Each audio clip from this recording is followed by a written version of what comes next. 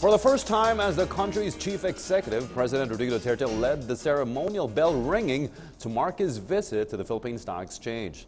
The president attended the 10th listing anniversary of Phoenix Petroleum Philippines Incorporated. This report by Julius de Samburon. President Rodrigo Roa Duterte expressed his intention to go back to Marawi City to personally monitor the situation there and make sure that peace will be restored. The chief executive's scheduled trip to the war-torn city occupied by the terrorist group Maute was cancelled due to bad weather. During his visit to an evacuation center in Iligan City, he assured that the government will help the affected families until the city returns to normal. The Marawi crisis has been ongoing for more than 40 days now. Karami ng armas. Anak ka, hindi maubusan. This is the 45th, 46th day. Sinaubos-ubos. Lalo na yung grenades. Yung ipasok dito sa yung Armalite, may tube yan. That's why I'm not really in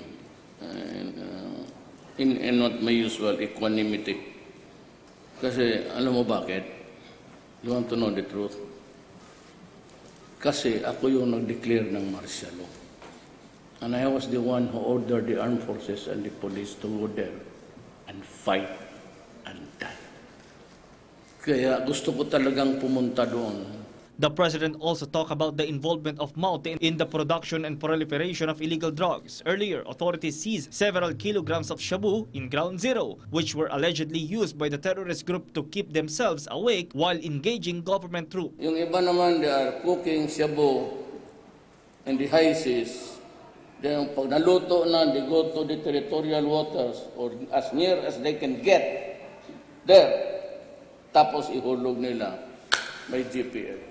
In Marawi, they were cooking shabu like nobody's business because they were funding the terrorists. So I'm facing France, shabu, both the terrorists, itong mga negosyante, tapos itong NPA, na hindi ko maintindihan, blowing hot and cold. Meanwhile, President Duterte pursued his views on pushing his administration's anti-corruption drive, boosting the Philippine economy, and improving the lives of Filipinos, as he called on the Philippine Stock Exchange to grace the ceremonial bell ringing in line with the 10th listing anniversary celebration of the Phoenix Petroleum Philippines Incorporated. The petroleum company is the first from Davao City to join the PSE and the first oil company to go public after the passage of the oil deregulation law in 2008. I personally witnessed how it grew from a single gasoline station in the city into one of the fastest growing oil companies in the Philippines. I am also grateful that you continue to share your success by spearheading socio-civic programs for the benefit of local communities. In return, we in government are trying our best to create an environment conducive to investment and establish a harmonious working relationship with investors. As a result, any new player in the downstream oil industry, in fact, in any industry, can make it big and succeed. We also continue to institute reforms and implement policies so that economic growth becomes more sustainable.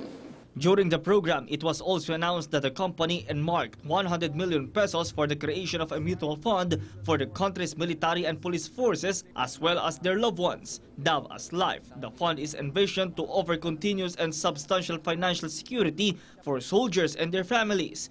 This was the first visit of President Duterte to the stock exchange since assuming the presidency. With him were his cabinet members. Julius de Samburon for The Nation.